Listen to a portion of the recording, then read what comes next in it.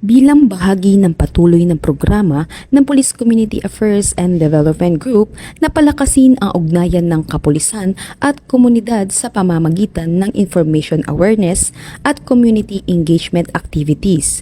Nagsagawa ng information drive at awareness campaign ang tauhan ng Community Assistance and Development Division sa Barangay Sauyo, District 6, Quezon City nitong Lunes. Pinangunahan ni Police Major Adonis Paul G. Iscamillan, Assistant Chief ng CAD sa ilalim ng pangangasiwa ni Police Colonel Luis E. Gisik, Chief ng CAD, ang nasabing aktibidad.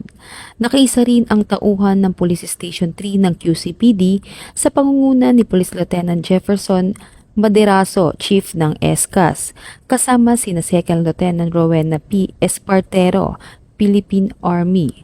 Layunin ng programa na palawakin ang kaalaman ng mga residente hinggil sa mahalagang usaping pangkaligtasan, kapayapaan at kaayusan sa komunidad. Sa isinagawang kampanya na mahagi ang mga otoridad ng kabuoang 60 food packs para sa mga residente bilang bahagi ng kanilang community outreach initiative. Bukod dito, may 200 information, education, and communication materials na ipinamahagi na naglalaman ng iba't ibang impormasyon at paalala kaugnay ng public advisories, disaster readiness guidelines, anti-violence against women and their children, kampanya laban sa iligal na droga, anti-terorismo, Safe Spaces Act o Bawal Bastos Law, cybersecurity at online safety practices, Republic Act 10591, Anti-Illegal Gambling, Republic Act 10066, PNP Museum at Police Service Balita.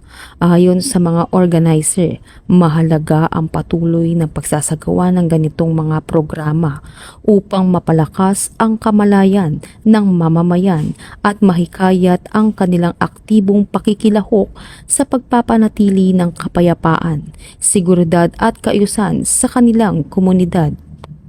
Magandang umaga po sa ating lahat. Ang PNP sa pamumuno ni Police General Jose Melencio Sinartates Jr.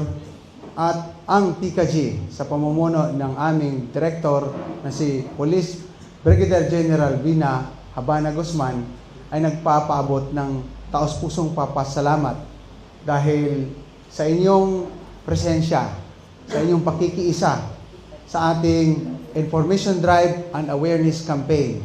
Dahil kung wala kayo, ang ating activity ay hindi magiging matagumpay.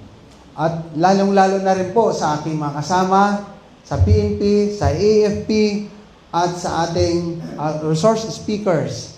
At dito ating nakikita rin na tayo ay may malaking bahagi, lalong-lalo na sa kamalayan at kaalaman sa realidad ngayon sa West Philippine Sea. So, dito na po nagtatapos ang ating program at maraming salamat sa ating lahat. Patuloy namang hinihikayat ng PNP ang publiko na makiisa sa mga programa ng kapulisan at maging mapagmatsyag upang mapanatili ang isang ligtas at maayos na pamayanan.